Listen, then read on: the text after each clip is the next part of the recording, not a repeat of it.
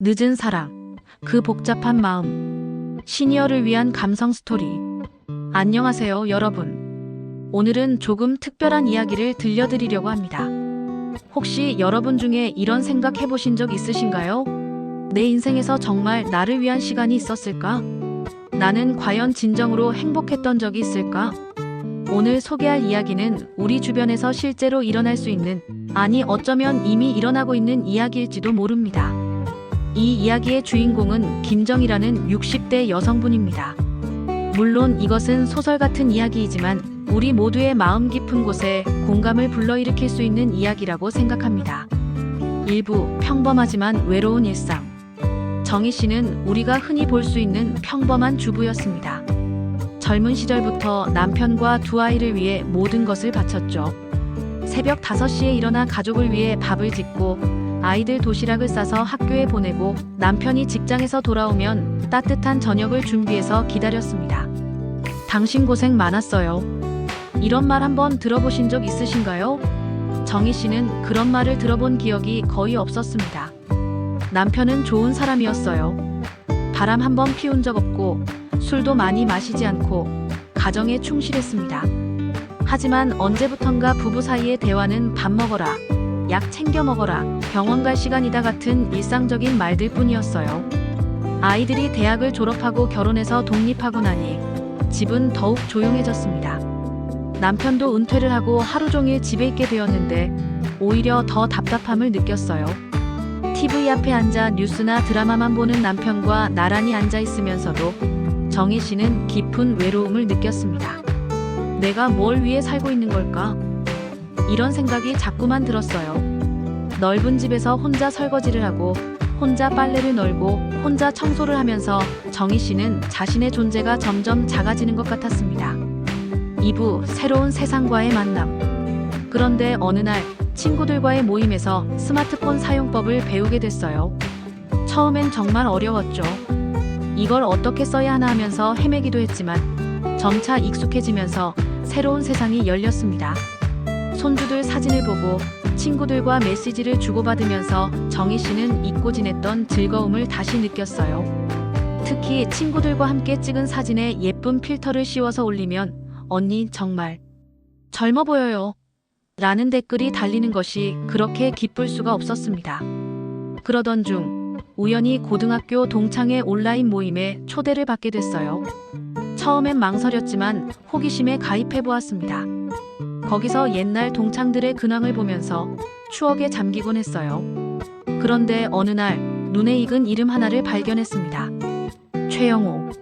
정희 씨의 고등학교 시절 첫사랑이었던 그 이름이었어요. 3부 첫사랑과의 재회. 혹시 그 영호가 맞을까? 정희 씨의 마음이 두근거리기 시작했습니다. 40년도 넘게 지난 일인데 왜 이렇게 가슴이 떨리는 걸까요? 영호 씨가 올린 글을 보니 정말 그 영호가 맞더라고요. 사진을 보니 나이는 들었지만 여전히 따뜻한 미소를 짓고 있었어요. 정희 씨는 용기를 내어 댓글을 달았습니다. 영호야, 나 정희야. 오랜만이다. 영호 씨의 답장은 생각보다 빨리 왔어요. 정희야, 정말 오랜만이다. 어떻게 지내고 있었어? 그 짧은 메시지에서도 예전의 그 따뜻함이 느껴졌어요. 두 사람은 자연스럽게 메시지를 주고받기 시작했습니다. 처음엔 안부 정도였지만 점차 깊은 이야기들을 나누게 됐어요. 영호 씨는 몇 년 전에 아내를 잃고 혼자 살고 있다고 했어요. 그의 외로움이 글 사이로 전해져 왔습니다. 정희야, 요즘 뭐 하면서 지내? 별거 없어. 그냥 집안일하고 TV 보고. 이런 소소한 대화들이었지만 정희 씨에게는 오랜만에 느끼는 설렘이었어요. 4부 마음의 변화. 영호 씨는 정희 씨의 이야기를 정말 잘 들어주었어요. 남편에게는 차마 하지 못했던 이야기들, 속상했던 일들, 외로웠던 감정들을 영호 씨에게는 자연스럽게 털어놓을 수 있었습니다. 정희야, 너 참 고생 많이 했구나. 가족들을 위해서 자신을 희생하면서 살았구나. 영호 씨의 이 말 한마디에 정희 씨는 눈물이 났어요. 평생을 살면서 누군가 자신의 고생을 이렇게 알아봐주는 건 처음이었거든요. 너 예전에도 참 따뜻한 사람이었는데 지금도 변하지 않았구나. 영호 씨의 말에 정희 씨는 자신도 모르게 미소를 지었어요. 오랫동안 잊고 지냈던 자신의 모습을 다시 발견하는 것 같았습니다. 두 사람의 대화는 점차 깊어졌고 매일 밤 메시지를 주고받는 것이 일상이 됐어요. 정희 씨는 영호 씨에게 메시지를 보낼 생각을 하면서 하루를 버텼습니다. 오후 첫 번째 만남. 한 달 정도 메시지를 주고받은 후 영호 씨가 제안했어요. 정희야, 시간 되면 커피 한잔 할까? 너무 오랜만에 만나는 거라 설레네. 정희 씨의 가슴이 두근거렸어요. 40년 넘게 만나지 못했던 첫사랑을 다시 만난다는 것. 그것만으로도 충분히 떨릴 만한 일이었어요. 약속 장소는 강남에 있는 조용한 카페였습니다. 정희 씨는 그날 오랜만에 예쁜 옷을 골라 입었어요. 거울 앞에서 몇 번이나 옷을 갈아입고 화장도 평소보다 신경 써서 했습니다. 카페에 들어서니 영호 씨가 미리 와서 기다리고 있었어요.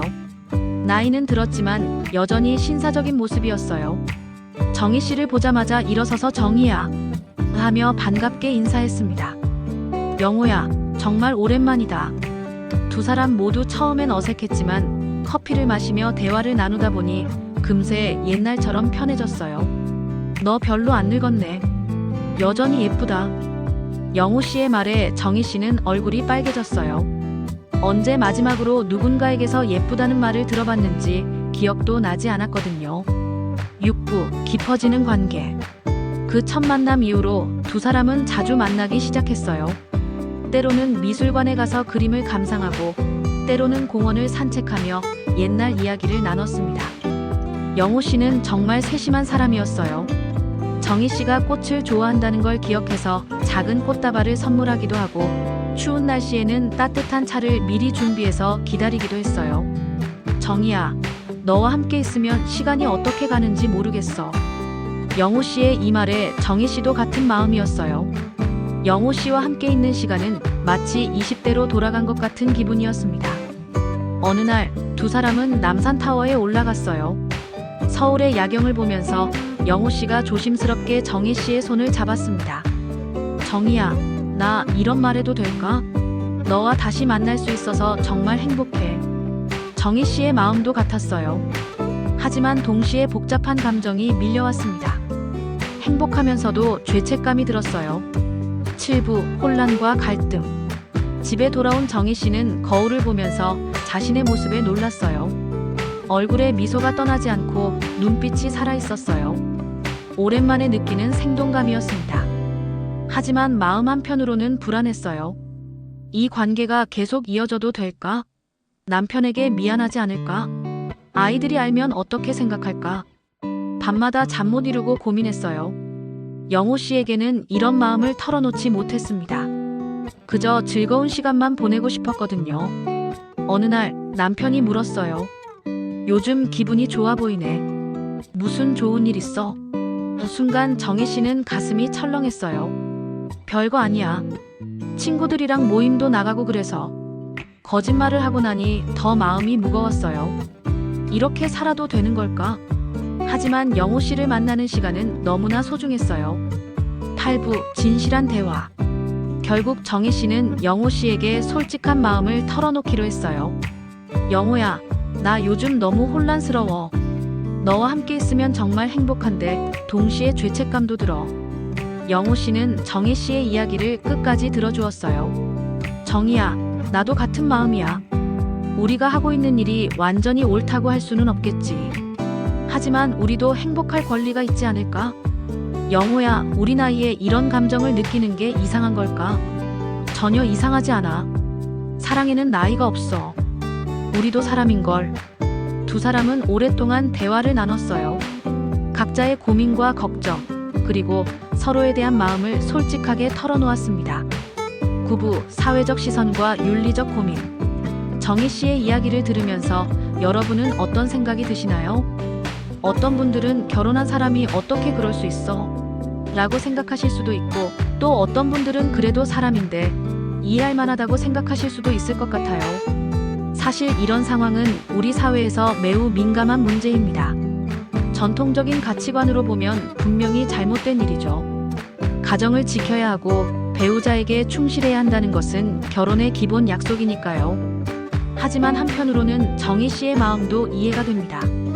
평생을 가족을 위해 희생하며 살아온 그녀가 처음으로 자신을 위한 감정을 느꼈을 때 그 설렘과 행복감은 어떠했을까요? 우리는 때로 사람을 너무 쉽게 판단하는 경향이 있어요. 저 사람은 나쁜 사람이야. 저런 행동은 절대 안 돼. 이런 식으로요. 하지만 사람의 마음은 그렇게 단순하지 않아요. 10부 우리가 놓치고 있는 것들.